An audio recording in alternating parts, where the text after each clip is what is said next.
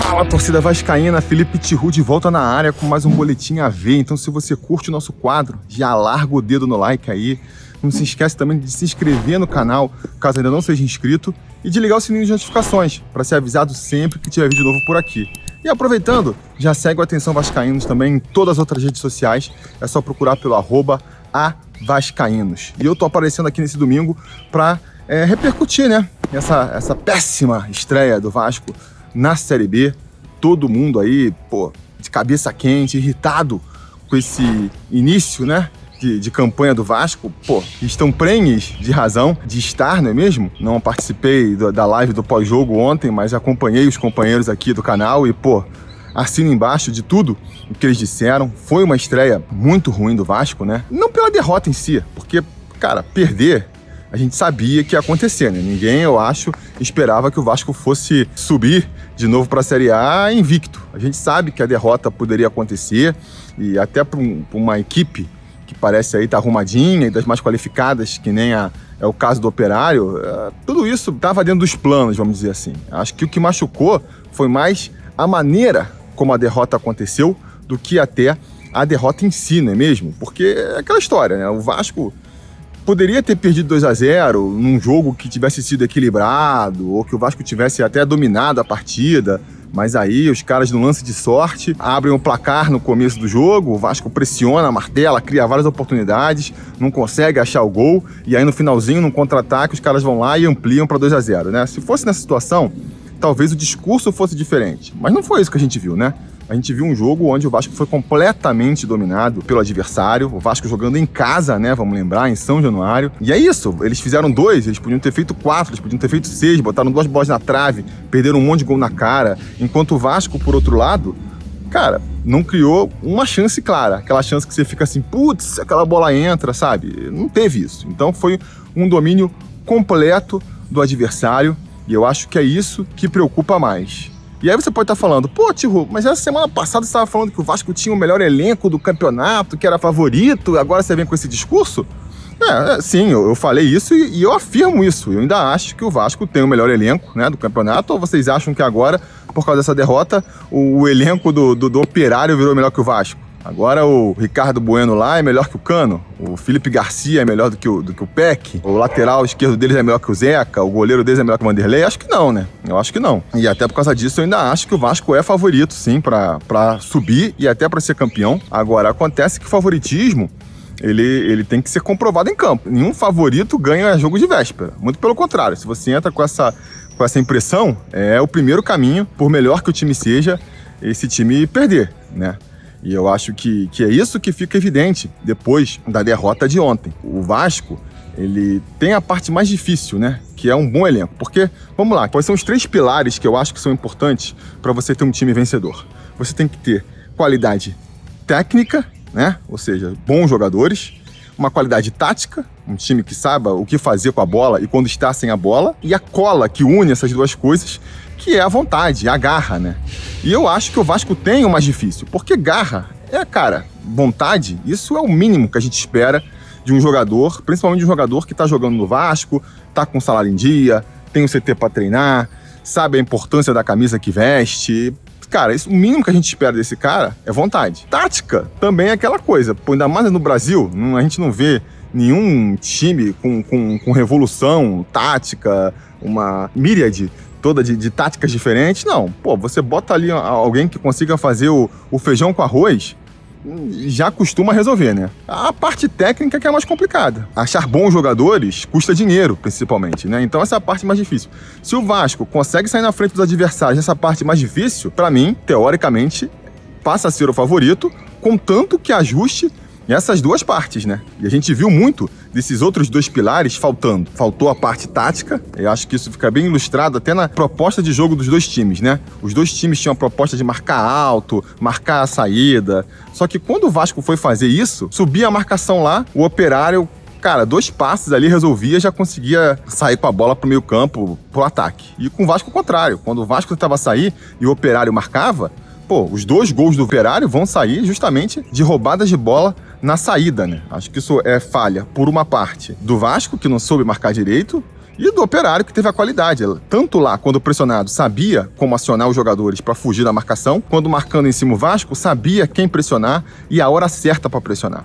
Então, a parte tática faltou demais, não é mesmo? E a parte da vontade também. A gente viu um time ali que não sei se estava assustado ou se estava de salto alto. Faltou pegada, né?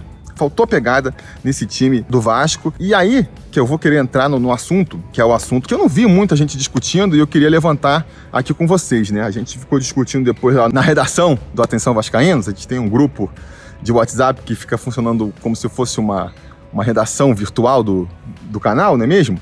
E foi até o Flávio que levantou uma bola que eu achei interessante e que a gente não viu muita gente comentando ainda, né? Que é a ausência da torcida nos jogos. O quanto que isso pode ter influenciado o desempenho do Vasco e o quanto que isso pode desempenhar, né, e influenciar daqui para frente na competição. Porque eu vejo gente conversando sobre esse quesito, eu vejo muito assim, tentando tirar algo positivo, né? Ah, não, a gente vai jogar a Série B, mas não vai ter público nos estádios, então quando a gente for enfrentar o Náutico, quando a gente for enfrentar, sei lá, o Remo, quando for enfrentar o CRB, esses times que tem ali os alçapões, né, que a torcida abafa muito, a gente vai ser tranquilo pro Vasco. Beleza, vai ser mais fácil nesse sentido mesmo. Mas e o inverso?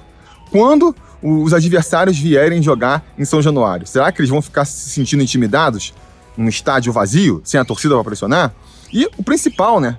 Como é que os próprios jogadores do Vasco vão reagir num estádio sem torcida? Será que se tivesse torcida ontem em São Januário, o Vasco ia se comportar da mesma maneira? Ou será que, cara, a pressão da torcida reclamando, errando, sabe, chiando a cada erro dos jogadores, a cada desatenção, ou até mesmo avisando, né? Teve uns lances ali que, aquele lance do Hernando no primeiro tempo, que ele, vai correndo pra trás sem perceber que tem um adversário chegando. Se tivesse, a torcida já falava, ia começar um barulho ali que eu acho que ele automaticamente ia perceber que tinha algo de errado, né? Então, isso pode ser algo que vai pesar muito aí na frente. Eu fiz aí esses 3 pilares, né? Da técnica, a tática e a vontade, mas talvez precise de um quarto que a gente tem que levar em consideração também, que é a torcida, né? O efeito que a torcida pode mexer no time. E aí, uma estatística, né? Um fato que a gente levantou lá no grupo para corroborar esse pensamento é o desempenho do Vasco nas últimas temporadas. Pega aí a gestão Campelo, fez 3 times fracos, 3 times que sofreram na primeira divisão, né? Só que em 2 casos a gente conseguiu mal bem permanecer e no último a gente caiu. E foi justamente quando estava sem torcida. Será que foi só uma coincidência? A gente conseguiu escapar até com bastante tranquilidade em 2019, né? Chegou até a sonhar ali com uma eventual vaga na Libertadores. E acho que a torcida contribuiu muito para isso, não é mesmo? A torcida, quando chegou o Luxemburgo ali, lotou o estádio, empurrou o time para cima. Em 2018, então, era um time tão sofrível quanto foi o de 2020. E a gente conseguiu escapar, foi ali na última rodada, mas conseguiu escapar. E em 2020, não. Né? E se a gente for pegar o desempenho dos times na competição, você vai ver que foi, cara, igualmente sofrível jogando fora, há muito tempo, jogando a primeira divisão, que o Vasco tem desempenho sofrível jogando fora de casa. E a diferença de 2020 para os anos anteriores foi quando jogou em São Januário, que não tinha torcida para empurrar, o desempenho do time foi bem fraco e a gente viu muitas vezes o time perdendo, o time atrás no placar e, cara, nem tentando reagir, meio que entregue. Será que se tivesse a torcida ali em cima, buzinando em cima dos caras, o comportamento do time seria o mesmo? Depois dessa discussão lá no grupo, eu comecei a ficar preocupado. Porque realmente, né? Se a gente não conseguir fazer valer o fator casa em São Januário na Série B, isso pode ser um complicador a mais. Ainda mais a gente vendo a postura do time do jeito que tá. Um time que parece, sei lá, insisto, eu não sei se é nervosismo, se é salto alto, se é desmotivação. Eu, cara, não consigo entender motivo pra nenhum dessas reações, né? Por que tá nervoso jogar a Série B? Por que tá desmotivado? Por que tá de salto alto? Mas o fato é que o time parece tá jogando em outra rotação. O Operário entrou muito mais focado do que o Vasco na partida. E se a gente precisar da torcida para poder, ligar aí o Simancol dos jogadores, a gente vai ter um problema, porque a previsão aí acho difícil de voltar a torcer aos estádios até o final da competição.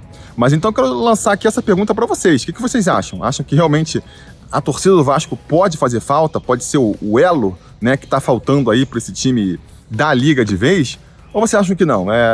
Tô super valorizando a torcida do Vasco aqui, a torcida não faz diferença, os jogadores, até pela a qualidade técnica deles, eles têm que se impor de qualquer maneira. Diga aí nos comentários, vamos continuar esse debate aqui embaixo.